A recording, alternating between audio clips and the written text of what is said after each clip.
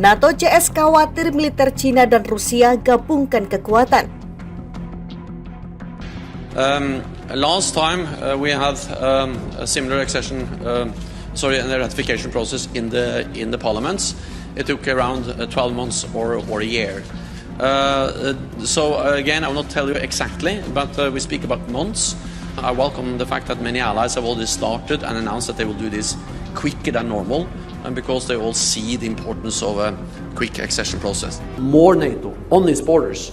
So what he gets is the opposite of what he actually demanded, and that was to NATO to close its doors.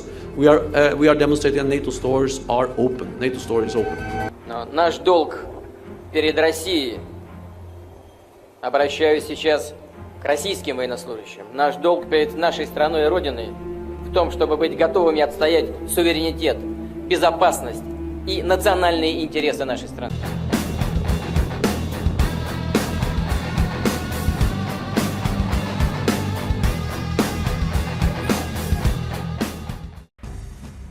Menteri Luar Negeri Amerika Serikat Antony Blinken menyebut sekutu NATO prihatin dengan pengembangan militer Cina yang cepat dan tak transparan serta kerjasamanya dengan Rusia. Ia juga membahas cara-cara konkret untuk mengatasi tantangan yang ditimbulkan oleh Beijing. Anggota aliansi kami tetap prihatin dengan kebijakan pemaksaan RRC, Republik Rakyat Cina, dengan penggunaan disinformasi, dengan pembangunan militernya yang cepat dan tidak transparan, termasuk kerjasamanya dengan Rusia, kata Blinken dalam konferensi pers dikutip Reuters Kamis 1 Desember 2022. Tetapi kami juga tetap berkomitmen untuk mempertahankan dialog yang konstruktif dengan Cina dimanapun kami bisa, dan kami menyebut peluang untuk bekerja sama dalam menghadapi tantangan bersama, tambahnya. Dan kami menyambut peluang untuk bekerja sama dalam menghadapi tantangan bersama, tambahnya.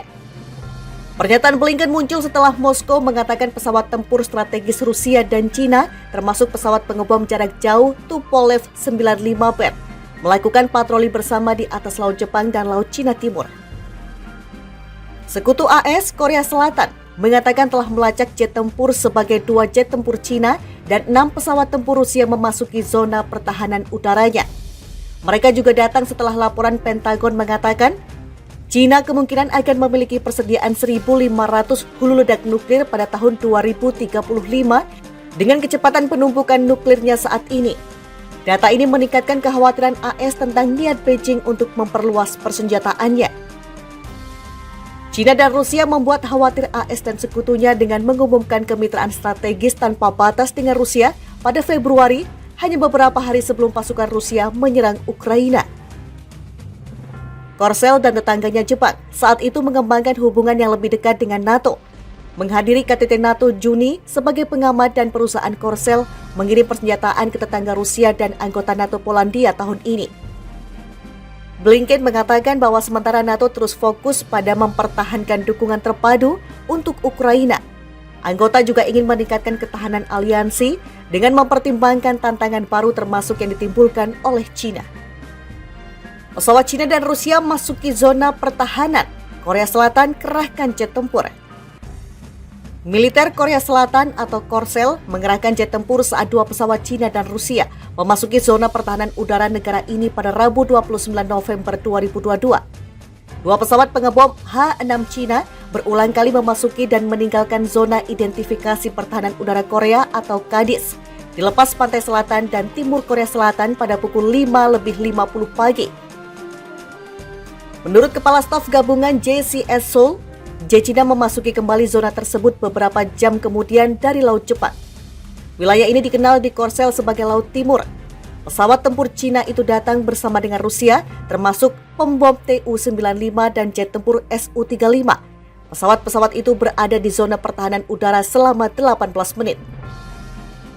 Militer kami mengirim jet tempur Angkatan Udara menjelang masuknya pesawat Cina dan Rusia ke KADIS untuk menerapkan langkah-langkah taktis dalam persiapan menghadapi potensi kontingensi, kata JCS dalam sebuah pernyataan. Menurut JCS, pesawat-pesawat itu tidak melanggar wilayah udara Korea Selatan. Zona pertahanan udara adalah area di mana pesawat asing mengambil langkah khusus untuk mengidentifikasi diri. Tidak seperti wilayah udara suatu negara, tidak ada aturan internasional yang mengatur zona pertahanan udara. Moskow tidak mengakui zona pertahanan udara Korea. Beijing mengatakan zona itu bukan wilayah udara teritorial dan semua negara harus menikmati kebebasan bergerak di sana. Pasukan bela diri udara Jepang juga mengerahkan jet tempur setelah pembom Cina terbang dari Laut Cina Timur ke Laut Jepang. Cina bergabung dengan 2 pesawat tak berawak Rusia, menurut Kementerian Pertahanan Tokyo kemudian dalam siaran pers. Cina dan Rusia sebelumnya mengatakan pesawat tempur mereka melakukan latihan bersama secara rutin. Pada Agustus, JCS melaporkan pesawat tempur Rusia memasuki Kadiz, 3 bulan setelah pesawat Cina dan Rusia melakukan serangan pada Mei. Insiden itu adalah pertama kalinya setelah Presiden Korea Selatan Yoon Suk Yeol menjabat. Pada 2019, pesawat tempur Korea Selatan melepaskan ratusan tembakan peringatan ke arah pesawat militer Rusia ketika mereka memasuki Kadiz selama patroli udara bersama dengan Cina. Menurut Kepala Staf Gabungan JCS Seoul, Cina memasuki kembali zona tersebut beberapa jam kemudian dari Laut Jepang. Wilayah ini dikenal di Korsel sebagai Laut Timur. Pesawat tempur Cina itu datang bersama dengan Rusia, termasuk pembom Tu-95 dan jet tempur Su-35. Pesawat-pesawat itu berada di zona pertahanan udara selama 18 menit. Militer kami mengirim jet tempur Angkatan Udara menjelang masuknya pesawat Cina dan Rusia ke Kadiz untuk menerapkan langkah-langkah taktis dalam persiapan menghadapi potensi kontingensi, kata JCS dalam sebuah pernyataan. Menurut JCS, pesawat-pesawat itu tidak melanggar wilayah udara Korea Selatan. Zona pertahanan udara adalah area di mana pesawat asing mengambil langkah khusus untuk mengidentifikasi diri. Tidak seperti wilayah udara suatu negara, tidak ada aturan internasional yang mengatur zona pertahanan udara. Moskow tidak mengakui zona pertahanan udara Korea. Beijing mengatakan zona itu bukan wilayah udara teritorial dan semua negara harus menikmati kebebasan bergerak di sana. Pasukan bela diri udara Jepang juga mengerahkan jet tempur setelah pembom Cina terbang dari Laut Cina Timur ke Laut Jepang. Cina bergabung dengan 2 pesawat tak berawak Rusia, menurut Kementerian Pertahanan Tokyo kemudian dalam siaran pers. Cina dan Rusia sebelumnya mengatakan pesawat tempur mereka melakukan latihan bersama secara rutin. Pada Agustus, JCS melaporkan pesawat tempur Rusia memasuki Kadiz, 3 bulan setelah pesawat Cina dan Rusia melakukan serangan pada Mei. Insiden itu adalah pertama kalinya setelah Presiden Korea Selatan Yoon Suk Yeol menjabat. Pada 2019, pesawat tempur Korea Selatan melepaskan ratusan tembakan peringatan ke arah pesawat militer Rusia ketika mereka memasuki Kadiz selama patroli udara bersama dengan Cina.